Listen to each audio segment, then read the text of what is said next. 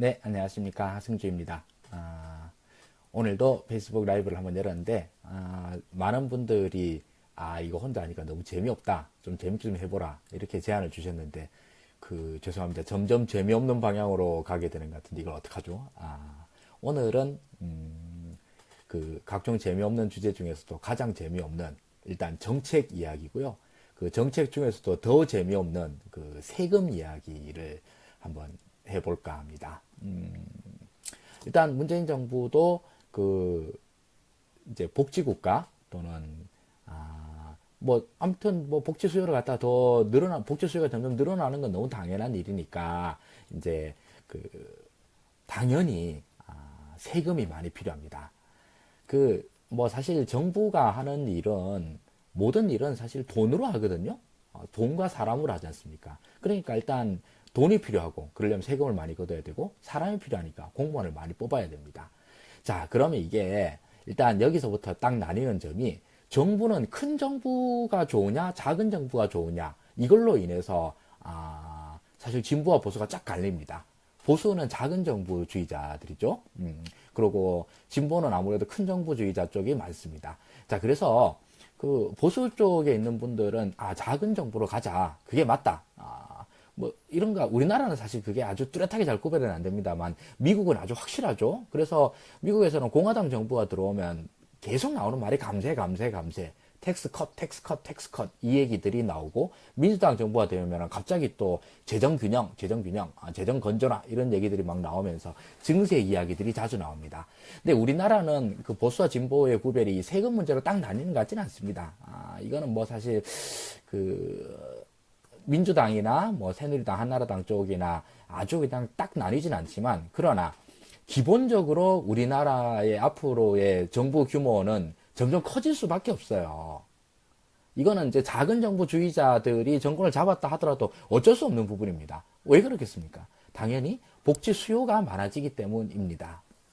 그리고 정부의 역할이 점점 커지거든요. 복지니까 사실 사회적 약자들을 위한 어떤 보조금이나 지원 대책 이런 것뿐만이 아니거든요. 정부의 공적 서비스에 대한 수요는 점점 커질 수밖에 없습니다. 제일 당연한 간단한 예로 치안이나 소방에 관한 수요 같은 경우 앞으로 점점 커지지 작아지지는 않을 겁니다. 그런 거 외에도 행정적 서비스 같은 경우에도 엄청 많이 필요하고요.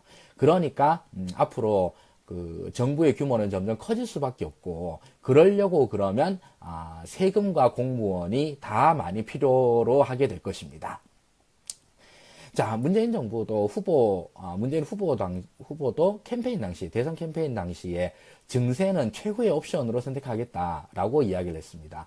그게 이제 대선 기간 동안에서는 이 표 문제를 얘기 안 할 수도 없고, 또 사실 국민에 대한 예의 문제이기도 합니다. 증세 이전에 정부가 최대한 아껴서 잘 쓰겠다. 그래도 안 되면 어쩔 수 없이 이제 손을 더 벌리겠다. 이렇게 얘기를 하는 게 또 대선 캠페인 중에서는 당연하겠죠.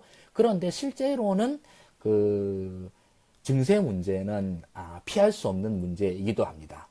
자, 그럼 이제 세금에 대해서 다시 이제 좀 범위를 좀 좁혀 보겠습니다. 큰 정부주의자냐, 작은 정부주의자냐, 이런 거 문제는 나중에 또 다음 기회를 한번 찾아보고요. 지금 이제 세금으로 한번 범위를 좁혀보고, 그 세금 중에서도 오늘 사실 이중구 교수님이 교수님 홈페이지에 올리신 글을 보고 제가 좀 이런 면이 있겠구나 내가 생각을 해가지고 그 얘기를 꺼내겠습니다. 세금 중에서 특히 법인세 이야기에 좀 포커스를 맞추도록 하겠습니다. 먼저 세금은 어떻게 걷느냐, 세금 언제 걷느냐, 이런 문제가 있습니다. 크게 나눠서 세금은 세 가지 방식으로 거둡니다. 첫째로 우리가 돈을 쓸 때 걷습니다. 그게 소비세죠. 우리나라에서는 부가가치세라는 이름으로 붙습니다. 10%죠. 돈을 쓸 때 부가가치세를 걷습니다. 돈을 벌 때 세금을 걷습니다. 그게 소득세죠. 개인이 낼 때는 소득세라고 하고, 기업, 법인이 낼 때는 법인세라고 부릅니다. 그리고 돈을 그냥 자기가 가지고 있을 때, 보유하고 있을 때, 이때 내는 돈이 재산세입니다. 그래서 세금이 뭐 여러 세금이 많습니다. 뭐 무역을 할 때 걷는 관세 이런 것도 있을 수 있고, 뭐 각종 등록세, 뭐 등록세 같은 거 있죠. 자동차 같은 거 낼 때 살 때 이제 취등록세 내니까 이런 걸 할 때도 있고, 여러 가지 잡세금들이 많습니다만은 크게 나눠서 세 가지입니다. 소비세, 재산세, 그 다음에 소득세, 이 세 가지가 있습니다. 실제로 우리나라 그 세입 구조를 살펴봐도 이 세 가지 세금이 거의 대부분입니다. 그리고 이 세 가지의 그 비중도 비슷비슷해요. 소비세 3분의 1, 재산세 3분의 1, 소득세 3분의 1, 이 정도입니다. 자, 이 중에서, 사실 제일 핫한 문제는 소득세 문제입니다. 개인이 내는 소득세 문제. 근데 요거는 잠시 좀 제껴두겠습니다. 요거는 다음 시간에 말씀을 드리도록 하고, 그리고 소비세 문제도 정말 중요한 문제입니다. 우리나라는 소비세가 부가가치세 10%죠. 이 10%가 많으냐 작으냐에 문제가 있는데, 뭐 나라마다 사정에 따라서 좀 다르긴 합니다만은 세계적으로 쭉 비교를 해보면 우리나라는 소비세의 세율이 낮은 나라에 속합니다. 어지간한 나라, 뭐 소위 선진국 레벨에 있는 나라 중에서 우리나라보다 소비세가 낮은 나라는 딱 두 나라밖에 없습니다. 일본하고 미국입니다. 그 외 나머지 나라들, 그 외 나머지 선진국이라 그러면 유럽밖에 없겠죠. 유럽은 다 우리나라보다 매우 높습니다. 평균이 OECD 평균이 17%인가 그렇고요. 유럽에서는 좀 싸다 싶으면 20%, 북유럽 같이 세금 좀 많이 거둔다 싶으면 25%씩 걷습니다. 부가가치세가요. 그러니까 물가가 무지무지하게 비쌉니다. 우리나라 여행 프로그램이 주로 남유럽 쪽에 있는 게 그나마 세금이 싸서 물가가 싸서 그쪽으로 가는 경우도 있습니다. 북유럽 쪽에 가면 그냥 뭐 모든 게 다 비싸요. 당연하지 않겠습니까? 일단 세금을 부가세로만 25%를 걷는데 오죽하겠습니까? 자, 세금 문제도 잠시 좀 넘어가고요. 오늘의 문제는 이제 법인세입니다. 법인세는 기업이 내는 소득세죠. 좀 정확하게 말하면 기업이 영업을 해가지고 뭐 이런저런 해가지고 이제 매출 이익 총이익을 냅니다. 매출 총이익에서 이런저런 경비들을 쭉 빼고 나면은 영업이익이 되죠. 그 영업이익에 대해서 세금이 최고 22%까지 붙습니다. 지금 현재로는요. 그리고 그렇게 영업이익에서 법인세를 다 내고 나면은 그러고 남는 돈이 이제 당기순이익이 되죠. 그러니까 법인세는 기업이 벌어들인 소득에 대한 세금입니다. 여기서 일단 몇 가지 쟁점들이 있습니다. 첫째로는 우리나라에서 이제 감세 이야기가 나오면은 MB 감세 주로 많이 생각이 나시죠. MB가 주로 법인세 인하를 많이 했습니다. 그래서 참여정부 시절에 한 25% 정도가 최고 세율이었었는데 MB 정부 때 22%까지 줄었죠. 그러면은 이제 그 MB 때에 있었던 이런 것들을 다시 이제 원상 복구하자. 그래서 원래대로 25%까지 올려야 된다. 이런 목소리들이 많이 나오고 있습니다. 근데 여기서 몇 가지 좀 고려해야 될 점들이 있습니다. 이게 쉬운 일이 아닙니다. 첫째로는 세금을 올리는 거 괜찮냐? 특히 법인세를 올리는 게 해도 되느냐, 좋으냐, 이런 문제가 있고, 두 번째로는 법인세 올리는 게 최우선 순위이냐, 이런 문제도 있어요. 그리고 세 번째로는 법인세를 인상한 다음에 나오는 뭐 어떤 문제점 같은 게 있느냐, 이런 점들을 좀 고려해 봐야 될 것 같아요. 크게 나누면 세 가지 문제입니다. 첫 번째 문제로, 우리나라의 법인세는 아까 말씀드렸다시피 22% 정도라고 합니다. 그럼 이 세금이 많으냐 적으냐 이런 문제가 있거든요. 이거는 좀 OECD 평균으로 보면은 세금이 대충 평균보다 약간 작은 수준의 세율입니다. 압도적으로 높은 나라가 있습니다. 미국이에요. 미국은 정말 법인세를 하다하게 거둡니다. 35%를 거두거든요. 우리나라에 비해서 거의 더블 조금 안 되는 수준이죠. 160, 170% 이 정도 수준으로 법인세를 거둡니다. 그러니까 미국 기업들 같은 경우에 법인세의 부담이 엄청 커요. 그러니까 얘네들이 무슨 짓을 하느냐. 기업의 수익에 대해서, 소득에 대해서 세금을 물리니까 기업의 소득을 미국으로 안 들고 옵니다. 그래서 다 외국에다 짱박아 둬요. 제일 대표적인 대표적인 회사가 바로 애플이죠. 애플은 여러분들도 아이폰 쓰시고 앱스토어를 쓰시면은 유료 결제를 하면은 룩셈부르크에서 결제가 됐다라고 문자가 날아와요. 아일랜드에서 날아온다. 뭐 이런 식도 있고요. 룩셈부르크랑 애플이 무슨 상관이냐 그랬는데, 룩셈부르크에서 그렇게 결제가 되는 이유는 거기가 세금이 제일 싸서 그렇습니다. 그래서 애플은 거기서 수익이 나는 걸로 그냥 계산을 해버려요. 그러고 이 돈을 미국으로 안 들고 옵니다. 그냥 계속 거기서 돌려요. 그리고 뭐 오만 바하마 군도 뭐 어쩌고 그 미국의 그 카리브해, 미국 밑에 있는 그 카리브해에 있는 여러 섬나라들 있지 않습니까? 여기 그 나라 같지도 않은 나라들인데 여기가 그 하는 게 그 기업들의 본사들을 유치해 가지고 거기서 나오는 뭐 조그만한 부스레기 뜯어먹으려고 하는 이런 나라들이 많아요. 거기다가 또 회사 박아놔 놓고 돈을 다 거기다 묻어둡니다. 그리고 뭐 별의별 회계적인 그 방법을 다 사용해 가지고 돈을 어떻게 쓰고요. 그런 식으로 그 돈을 안 들고 오는 문제들이 있습니다. 그래서 이번에 트럼프가 아주 하단 그 감세안을 냈죠. 그 무려 이제 미국의 법인세를 갖다 10%대 수준으로 확 낮춰버리겠다. 그리고 여태까지 미국 밖에다가 모아놨던 돈 미국으로 들고 올 때, 네, 돈 안 받을게. 뭐 이런 식으로까지 강력하게 요구를 합니다. 이게 뭐 그 재정 쪽을 공부하시는 분들은 이거 미친놈 아니냐 이러는데, 이런 이야기가 나오게 된 배경들은 미국의 세율이 매우 높아서 그렇습니다. 우리나라의 22%에 비해서 35% 그러면 너무 높지 않습니까? 그리고 이제 그냥 단순 비교를 하면은 뭐 우리보다 높은 나라도 많고 우리보다 낮은 나라도 많습니다. 근데 요것보다도 그 법인세의 세율이 어떻게 변해 오는가, 이게 또 중요한 문제거든요. 근데 우리나라도 김영삼 정부 시절부터 시작을 해가지고 참여정부 시절, 국민의 정부 참여정부 시절, 그리고 MB 정부 시절까지 꾸준히 법인세가 낮아져 왔습니다. 인하되어 왔습니다. 세율이 점점 낮아지고요. 근데 이런 문제로 인해서 부자 감세, 뭐 돈 많이 버는 기업들한테 감세, 이런 얘기를 할 수 있는데 이게 우리나라만 그런 게 아니라는 거예요. 그 OECD 평균을 내보면은 OECD의 진짜 말 그대로 거의 대부분의 국가가 일단 법인세를 계속 낮춰왔습니다. 높인 나라들이 오히려 극소수예요. 여기서 이제 질문이 좀 드는 거죠. 법인세를 이렇게 낮추는 이유가 뭐냐? 그럼 신자유주의 때문에 그렇다. 이 말은 그냥 21세기가 돼서 그렇다는 말과 똑같습니다. 뭐 하나만 할 소리죠. 지금이 신자유주의고 신자유주의니까 감세하고 감세하니까 법인세를 낮춘다. 이런 말은 그 동어 반복에 불과하고요. 왜 그러느냐? 여기서는 몇 가지 이유들이 있습니다. 그 중에서 제일 큰 이유가, 저는 연구들 결과들이 많습니다. 이거에 대해서 법인세 인하 같은 경우에는 이게 이제 그 세금 박앤 세일, 텍스 박앤 세일이라고 하는 용어까지 나와가지고 이게 왜 이러냐 이렇게 탐구하는 보고서들이 많이 나왔는데, 그 중에서 제일 핵심적인 키워드 하나를 딱 골라라. 법인세는 왜 세계의 모든 국가들이 이렇게 자꾸만 낮춰가느냐? 이유는 저는 여러 가지겠습니다만 제가 생각하기에 가장 중요한 이유로 딱 하나로 꼽는 것은 세계화 때문이라고 생각합니다. 김영삼 시절에 얘기했던 세계화? 그거냐.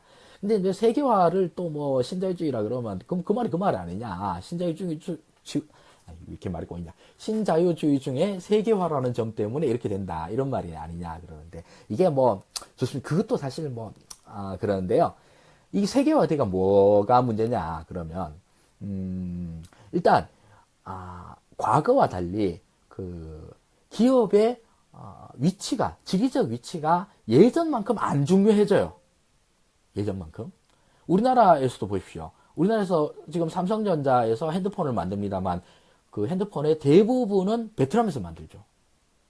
그리고 그 우리나라 현대차 같은 경우에도 연간 현대기아차 합쳐가지고 한 800만 대 정도를 만듭니다.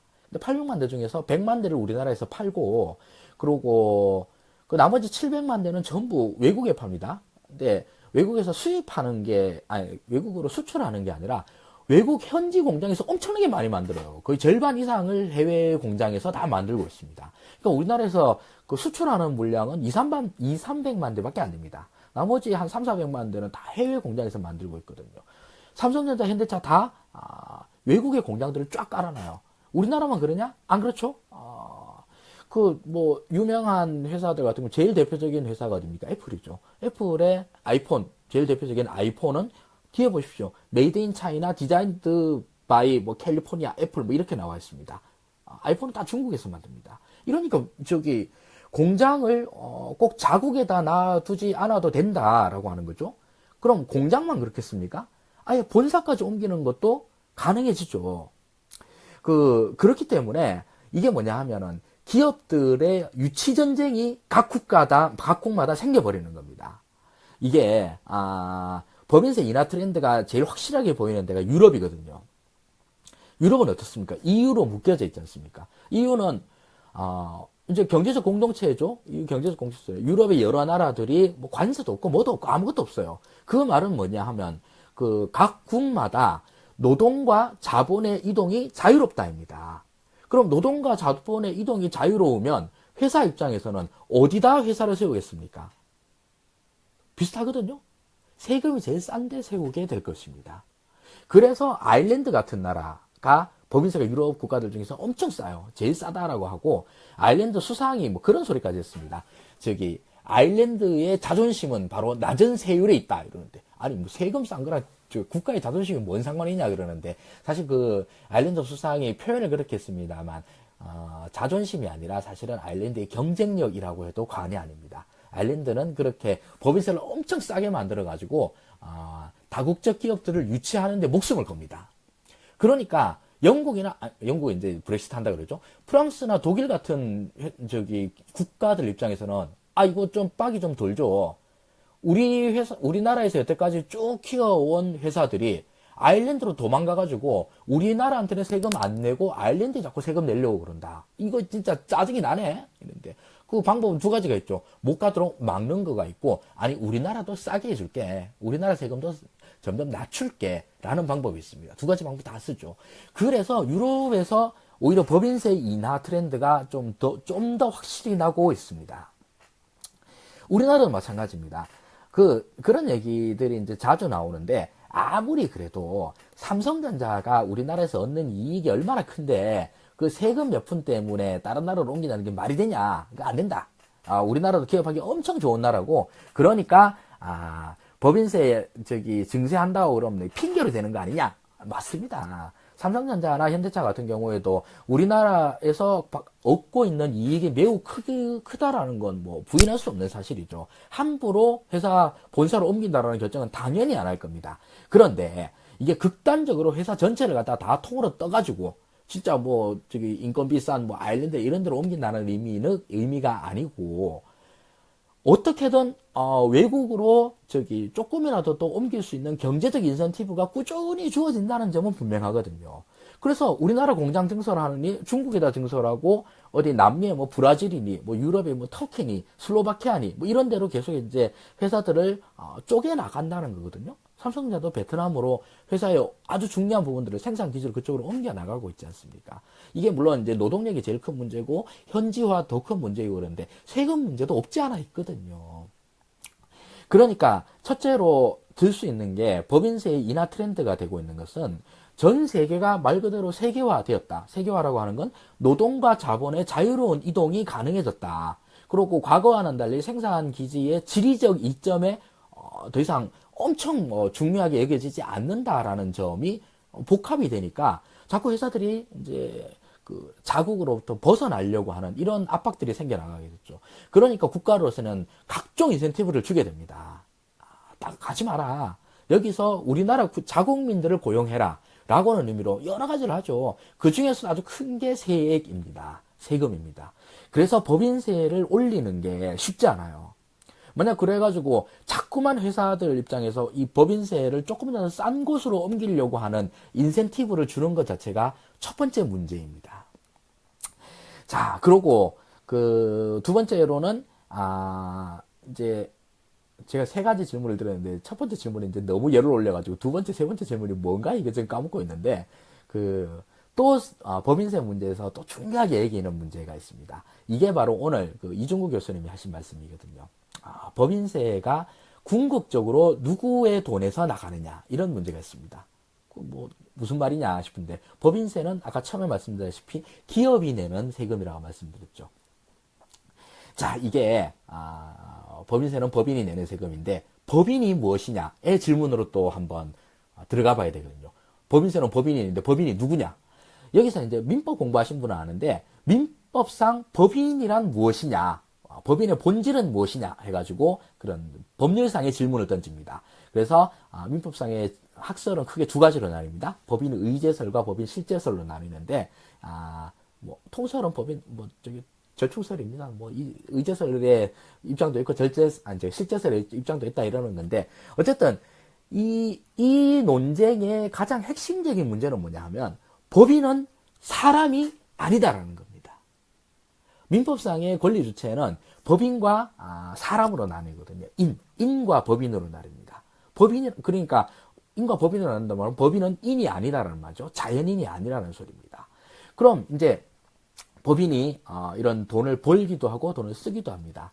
그러면은 이 법인은 사람이 아니기 때문에 이게 문제거든요. 그러면은 만약에 법인이 세금을 냈어요. 이 세금을 내는데 법인이 세금을 내는데 궁극적으로는 결국은 자연인이 세금을 내게 되거든요. 근데 그 세금을 내는 궁극적인 자연인이 누구냐? 이게 이제 그 경제학계에서 말하는 법인세의 궁극적 조세 귀착의 문제라고 부릅니다. 말이 좀 뭐 경제학상의 학문적인 용어는 좀 어렵습니다만은 쉬운 말로 하면 결국 누가 돈을 내느냐? 결국 누가 돈을 내느냐인데 여기서는 크게 나눠서 두 부류의 사람으로 나뉩니다. 첫째로는 자본가가 내느냐, 노동자가 내느냐 이걸로 나눕니다. 자, 이게 이렇게 얘기를 하면 쉬운데 실제로 이걸 평가하기라는 정말 어려워요. 이중구 교수님 오늘 게시물로 올린 것도 경제학계에서 이거를 계량화하기가 너무 어렵다. 사실 그렇지 않습니까? 삼성전자가 법인세로 만약에 10조 원을 냈다. 그럼 이 10조 원이 궁극적으로 누구 주머니에서 나왔느냐? 이재용 주머니에서 얼마 나왔고, 삼성 사장단에서 얼마 나왔고, 그 다음에 삼성 주주들한테서 얼마 나왔고, 삼성의 근로자들한테 얼마 나왔고, 삼성 소비자들한테 얼마 나왔고, 협력업체들한테서 얼마 나왔다라는 걸 이거 어떻게 계량화를 하겠습니까? 돈이야 뭐 확 섞였다가 확 풀려나가는 거니까. 그러니까 이게 일단 경제학계에서 정말 어려운 문제이고 또 굉장히 논쟁이 되는 문제입니다. 그래서 이게 첫 번째 질문, 이게 정말 그 조세 귀착의 문제라는 게 뭐 논쟁할 필요가 있느냐, 이 정도까지도 문제 제기를 하시는 분들도 있고, 둘째로는 있다, 분명히 조세 귀착의 문제가 있는데 그거는 첫째로는 자본가들이 아무래도 많이 된다. 아니 법인이야 뭐 사실 주주의 소유니까 주주들이 내는 거라고 봐야지 그 노동자는 낸다라고 얘기까지 힘들지 않느냐 이렇게 얘기하는 분들도 있고, 아니다, 궁극적으로 봐서는 근로자들이나 소비자들한테 그 조세의 부담들이 넘어가 버린다, 조세가 전가된다 이렇게 얘기하는 분들도 있습니다. 논쟁들은 여러 가지가 있고요. 근데 이걸 뭐 사실 이걸 숫자로 딱 내면 엄청 쉬워요. 이거 조사를 해보니까 이렇더라. 그래서 여기 몇 프로 가고 여기 몇 프로 가고 이걸 낼 수만 있으면 좋은데 이걸 내기가 너무 어렵다라고 하는 문제가 있죠. 하버드에서 한번 연구한 결과가 있는데 하버드에서는 그 자본가 쪽이 한 40% 내고 오히려 근로자들, 소비자들 이쪽이 60%를 낸다더라. 더 많이 낸다더라. 이렇게 연구한 결과도 있습니다. 근데 이런 연구 결과들이 너무 많아요. 우리 이쪽이 많다, 저쪽이 많다 이런 것들이. 그런데 이 조세기착의 문제에서 법인세가 결국적으로 소비자들이나 근로자들한테 전가될 우려는 굉장히 큽니다. 왜냐하면 법인의 의사결정권자가 누굽니까? 의사결정권자는 자본가들이거든요. 좀 더 범위를 좁히면 경영자들이고, 경영자들이 의사결정을 하는데 그 의사결정을 자기가 최대한 열심히 해가지고 최대한 자기한테 부담이 줄어들도록 그렇게 의사결정을 할 거 아닙니까? 최대한 소비자한테 떠넘기려고 만들 거고요. 그런 의미에서 이 법인세는 그 노동자들한테 또 소비자들한테 전가될 넘어갈 위험이 크다라고 이야기되는 부분들이 있습니다. 그래서 법인세를 올리는 부분이 일단 쉽게 얘기될 수 있는 부분이 그 두 가지 이유 때문입니다. 첫째로는 세계화 때문에 기업들이 세금 올리면 도망갈 우려들이 있다. 실제로 그럴 수 있는 여건들이 점점점 마련되고 있기 때문이다. 입니다. 우리나라 갑자기 만약에 그 법인세를 30% 40% 올리겠다. 그러면은 정말로 기업들이 삽떠가지고 회사를 옮길 우려가 있습니다. 그렇게까지 급격하게 올릴 수 없는 이유죠. 너 가봐라, 뭐 갈 데가 어디 있는가 해봐라 그러는데 어쨌든 기업들 입장에서는 그거를 그렇게 시도할 그리고 완전히 하진 않더라도 부분적으로는 하려고 시도할 인센티브가 확 주어지죠. 그리고 두 번째로는 그 조세 정가의 문제. 결국은 이게 삼성에 세금 물린다 해서 이재용이 세금 다 내는 게 아니다. 이재용은 어떤 식으로든지 간에 자기한테 들어갈 자기 주머니에서 낼 세금을 갖다 줄이려고 노력할 거다. 결국 이걸 소비자들이나 근로자들한테 전가시키려고 최선을 다할 것이다. 라는 문제들이 있습니다. 그럼에도 불구하고 우리나라에서는 법인세 문제가 법인세 인상하자라는 이야기를 제일 먼저 아마 이야기 될 겁니다. 왜 그렇겠습니까? 이런 문제들이 있음에도 불구하고 역시 그 이유도 마찬가지로 법인은 사람이 아니기 때문이었습니다. 당장의 조세 저항이 가장 적은 세금은 법인세거든요. 아까 말씀드린 세 가지 세금이지 않습니까? 재산세, 소득세, 그다음 소비세인데 재산세 당장 내가 세무서에 가서 돈을 내야 되는 세금입니다. 이거 하라고 그러면 우리 과거 종부세에 봤었죠. 그것처럼 조세 제한이 아주 극심합니다. 소비세 높이는 거 이거 일본에서 하면서 할 때마다 정권이 바뀝니다. 이거 할 때마다 내각 총해산, 의회 총해산이라 새로 막 정부 꾸리고 막 그렇게 난리납니다. 거의 최후로 성공적으로 한 게 아베예요, 사실은. 지금 현재 아베가 8%에서 지금 이제 계속 소비세 올려나가고 있는 거겠죠. 지금 아베만큼 성공적으로 소비세를 올려온 데가 없어요. 일본 소비세 원래 3%였거든요. 3%를 5% 올리고 5%를 8% 올리고 이러는 그 소비세 인상을 하는데 그때 할 때마다 정권이 막 뒤바뀌고 의회 해산하고 난리가 납니다. 우리나라도 부가세 12% 올린다고 해보십시오. 그러면은 첫째로 자영업자들부터 난리가 나겠죠. 소비자들도 당연히 난리가 납니다. 당장 내 주머니에서 내는 돈이 모든 물가가 다 몇 프로씩 올라가는데 그거 감수할 만한 국민들이 그리 쉽지 않습니다. 우리나라에서도 그 부마 항쟁이 아주 간접적인 원인 중에 하나가 박정희 정권이 부가세를 10%로 만든 것 때문에 그랬다라는 그런 이야기도 있지 않습니까? 그만큼 소비세 올리기가 힘들어요. 반면 만만한 게 사실 소득세입니다. 소득세 중에서도 특히 법인세가 왜 만만하냐? 아까 얘기했던 법인들이 자기 회사를 웬만하면 해외로 올리려고 하는 이런 조세 저항, 이것 조세 저항이거든요. 이 조세 저항인데 이거는 결국 사람이 하는 건 아니거든요. 회사가 하지 않습니까? 회사가 하는 거고 그런 의미에서 올리라고 그러면 당장은 기업들 입장에서는 입이 사발만큼 나오겠지만 어쩔 수 없다. 그러고 국세청에 가서 들고 빼내가면은 당연히 내야 되는 거 아니겠습니까? 그래서 조세 저항이 적다는 점들 때문에 제일 쉽게 증세에서 1번 타자로 나오는 것이 사실 법인세입니다. 그러나 우리도 이제 얘기할 때 사실 그렇습니다. 이게 또 솔직한 얘기인데 국민들 입장에서도 그렇습니다. 당장 당신이 내는 개인 소득세를 더 내시오. 우리나라에서 개인 소득세 내는 사람들은 진짜 부자만 냅니다. 이런 당장 저부터 그렇잖아요. 우리 연말 정산할 때마다 돈 토해내라고 그러면 당장 입이 이만큼 나오지 않습니까? 아니 이런 샹 하면서 나오고요. 소비세 올리기 하다죠. 재산세 마찬가지로 힘듭니다. 근데 반면 법인세는 역시 또 사람이 아니기 때문에 내가 안 내지 않습니까? 내가 쟤한테 가서 받으라고 기업들한테 가서 받으면 되잖아. 나한테 와서 받지 말고 이런 것들도 있거든요. 그래서 법인세는 거의 이제 사실 좀 만만한 세금이 되어갑니다. 그래서 점점점 법인세에 대한 포커싱이 맞춰집니다. 그러나 모든 세금이 마찬가지지만서도 세금은 증세든 감세든 어떤 식으로든지 간에 반대급부를 치러야 됩니다. 그거 없이 증세든 감세든 세금의 어떤 충격이 없을 수 없거든요, 당연히. 감세를 하면 당연히 국가 재정이 쪼그라드는 이런 부작용을 감수해야 되고, 증세를 하고 나면 국민들한테 오만 욕을 갖다 바가지로 얻어먹는 이런 반대급부를 감수를 해야 됩니다. 자, 그럼 세금 문제에서 맨 처음으로 다시 돌아올게요. 세금을, 증세를 하는 게 반드시 필요하냐? 결국은 필요하게 될 겁니다. 왜냐하면 국가에 대한 공적 서비스에 대한 수요가 점점 늘어나기 때문이다. 그런데 그런 국가의 공적 서비스를 세금 없이 할 수 있느냐? 세금 없이 할 수 있는 방법은 지금처럼 이렇게 어떤 그 재정의 효율성을 기해서 하는 방법이 있습니다. 그래서 모든 뭐 대선 후보들이 다 그렇게 얘기를 합니다. 재정을 갖다 효율적으로 써가지고 거기서 돈을 왕창 아끼겠다. 그 돈으로 인해 가지고 국가의 공적 서비스를 늘리겠다라고 하는데 그거는 좀 빤합니다, 사실 양이. 진짜 이명박이 이 개새끼가 진짜 했는 나쁜 짓이 수두룩한데 그 중에서 가장 나쁜 짓 한 게 이제 사자방이라고 딱 얘기를 하지 않습니까?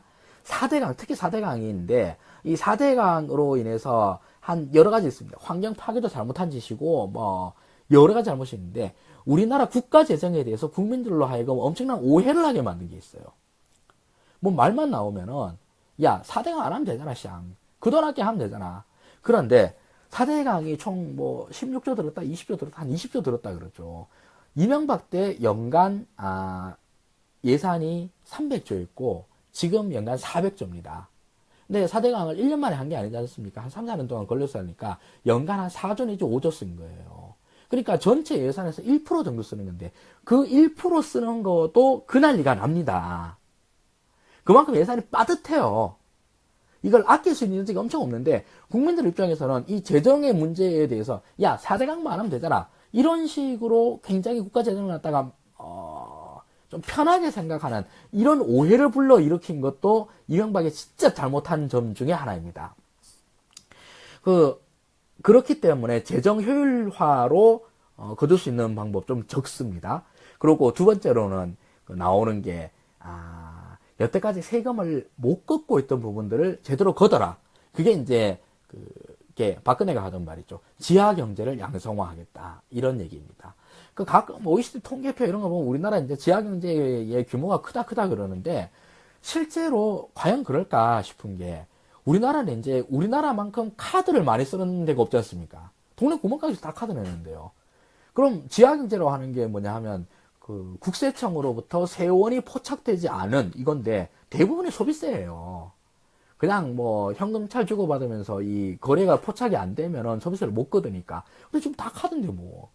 그래서 우리나라 국적에서 쉽게 포착할 수 있는 지하 경제라고 하는 게 엄청 작을 거라고 생각이 듭니다. 통계표에 보면 다른 나라보다 많다 그러는데 뭘로 많은지 잘 모르겠어요.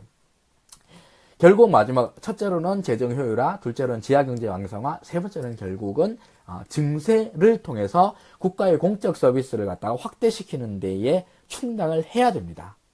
국가의 모든 일은 돈으로 이루어지거든요. 돈과 사람으로.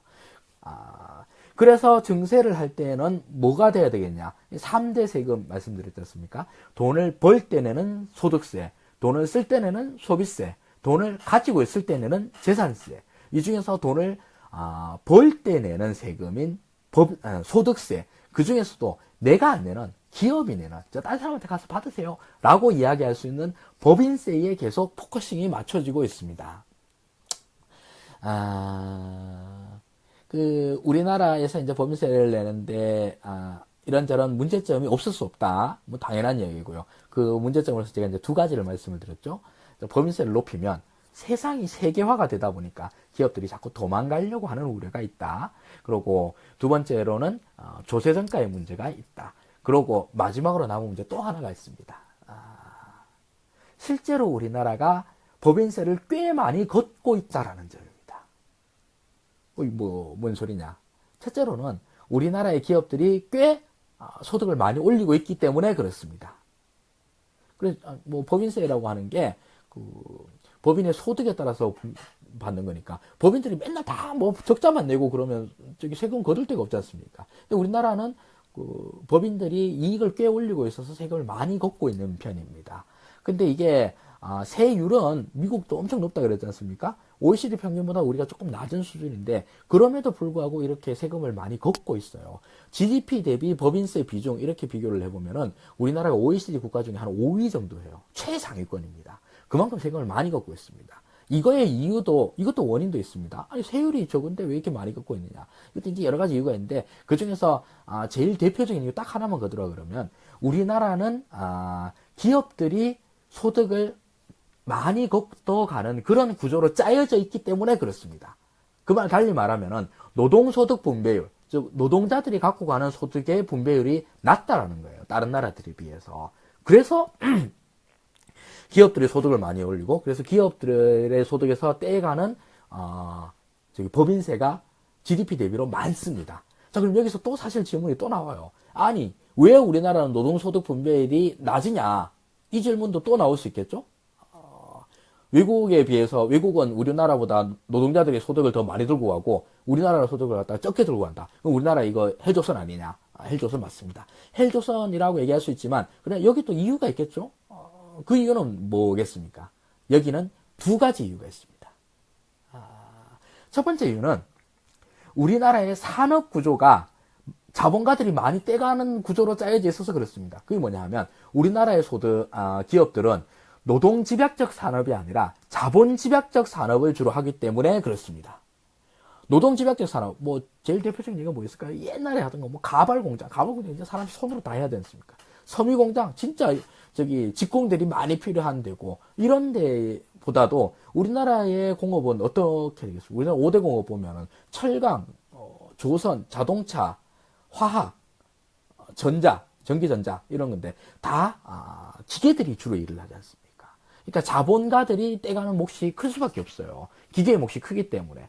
첫째 이유가 그렇고 두 번째 이유는 역시나 노동자와 자본 간의 세력 균형이 자본가들이 더 세서 그렇습니다. 이걸 어떻게 딱 잘라서 얘기를 하느냐. 우리나라의 노조 조직률이 매우 낮다라는 거죠. 노조들이 약하니까 당연히 우리한테 돈 더 많이 주쇼라고 얘기하는 힘이 약하죠. 그러니까 자본가들이 또 더 많이 떼가고 이런 것들 때문에 그렇습니다. 이런저런 이유들 때문에 결국은 법인들이 소득을 많이 올리고 그래서 법인세를 많이 떼가고 있습니다. 그러니까 기업들 입장에서 제일 강하게 반론하는 게 그렇죠. 지금도 많이 내고 있다. 근데 얼마나 더 떼가려고 그러냐. 이런 것 때문에 기업들의 반론들이 있습니다. 세금 문제는 그래서 한 칼에 딱 잘라서 얘기하기 힘듭니다. 증세를 하면 된다. 그 말이야 누가 몰라. 그런데 증세를 하는 것은 정말로 그냥 말로만 하는 게 아니라 실질적으로 어려운 점들이 많습니다. 단순히 이제 행정적으로 돈 걷는 조세 시스템을 못 갖춰서 그렇다 그런 게 아니라 그만큼 이제 경제에 미치는 충격이 크기 때문에 그렇거든요. 사실 이제 조세 문제에서 끝판왕 정말로 진짜 중요하게 지금 당장 해야 될 게 사실은 저는 법인세가 아니라 개인 소득세의 문제라고 생각하는데 이 소득세의 문제는 이까지 얘기를 하면 너무 길어지니까 오늘은 법인세 문제에서만 좀 포커싱을 맞출게요. 그리고 궁극적으로는 결국 소비세 인상까지 가야지만 가능하다라고 생각을 합니다. 자, 정부는 그렇게 얘기를 하는 게 당연합니다. 우리가 여러분들한테 증세는 최후의 옵션으로 생각을 하고 있습니다. 그 전까지 우리는 최선을 다해서 재정을 효율화하고 그걸 통해서 여러분들한테 더 많은 국가의 공적 서비스를 제공하겠습니다. 이렇게 얘기하는 게 당연하죠. 맞습니다. 그러나 결국 그걸로 인해서 할 수 있는 한계가 뻔하고 증세로 넘어가야 되는데 증세의 문제에서는 결국 이제 아까 말했던 소득세, 소비세, 재산세 모두 다 골고루 이제 증세에 대한 압박들이 들어갈 것입니다. 그 중에서 지금 현재로서는 제일 포커싱이 맞춰져 있는 게 소위 MB 감세라 그러죠. MB 감세는 법인세에 집중됐으니까 MB 감세를 정상화하겠다라고 하는 명분도 좋잖아요. 게다가 국민들 입장에서 내가 내는 세금 아닌데 그래 기업들한테 많이 받으셔 많이 버는다는데 라고 얘기를 하지만 아까 말씀드렸듯이 그런 세 가지의 이유 때문에 법인세 증세의 문제는 만만한 게 아니다. 이런 말씀 드리려고 합니다. 오늘 이제 이중구 교수님이 게시판에 써주신 글은 제가 얘기했던 세 가지 이유 중에 두 번째 문제를 경제학자, 특히 재정학자의 시각에서 좀 말씀을 해주신 거거든요. 하승주 너도 이제 조세정가의 문제를 얘기를 하면서 이런저런 얘기를 했잖아. 결국은 법인세라는 게 자본가들이 내는 게 아니라 근로자들이나 소비자들이 내는 거다라고 이렇게 얘기를 하지 않냐 그러는데 이 부분을 딱 잘라서 얘기가 너무 힘들다. 생각을 해보십시오. 진짜 실제로 어려울 것 같지 않습니까? 이게 진짜 회계학자들이랑 경제학자들이 다 달라붙어도 이걸 하는 사람마다 좀 다를 것 같고요. 그 중에 변수 하나 조금 잘못 쓰고 나면 이제 결과치가 확 달라질 것 같고, 이런 문제가 있기 때문에 그걸 핑계로 대지 마라. 이중구 교수님 말씀은 그거였죠. 근데 그거를 이제 아예 제낀다 하더라도 첫 번째 문제, 세계화의 문제와 세 번째 문제, 지금도 꽤 많이 겪고 있다라는 이런 문제가 현재까지 남아 있습니다. 그래서 법인세 문제는 나중에 또 생각나면 또 다른 측면으로 한번 말씀을 드릴까 싶은데요. 시민으로서 이게 참 중요한 문제이죠. 그리고 결국 우리가 증세를 받아들여야 되는 점들이 있거든요. 그럴 때에 민주시민으로서 이 세금을 갖다가 어떻게 받아들일까? 이 점에 대해서는 사실 세금을 좀 더 많이 이해하면 이해할수록 이 점에 대해서 첫째로 덜 억울할 것 같고요. 모든 세금 다 억울합니다. 낼 때 되면 다 억울하고, 국가의 공적 서비스를 받을 때는 당연하고, 그거야 누구나 다 그런 거니까요. 그럼에도 불구하고 이 세금에 대한 이해도가 높아지면 높아질수록 국가에 대한 이해도도 높아진다고 봅니다. 국가는 결국 세금을 걷어서 세금으로 일하는 존재라고 봐도 과언이 아니거든요. 오늘은, 법인세 문제를 좀 드립다 파봤습니다. 재미없다 얘기를 하는데, 이렇게 하다하게 재미없는 세금 이야기를 끌어들여가지고, 좀 약간 죄송한 마음이 있습니다. 그러나, 제가 자신하는데, 이 문제에 대해서 저만큼 더 재밌게 설명해 줄 수 있는 사람은 거의 없다고 봅니다. 이 정도면 충분히 재밌어요. 그렇지 않습니까? 오늘은 여기까지 하도록 하겠습니다. 들어주셔서 고맙습니다.